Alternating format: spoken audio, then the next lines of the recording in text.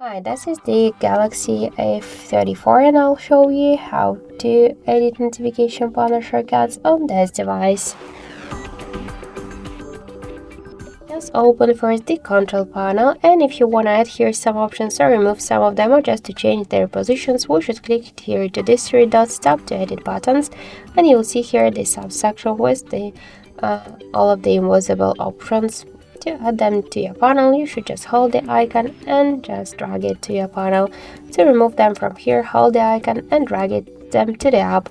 To change the positions of the icons here, you should just hold the icon and drag it. To reset the changes, just click to reset and confirm your action, or to save the changes, just click to done, and that's it. So thank you for watching, and if you like this video, leave thumbs up and subscribe.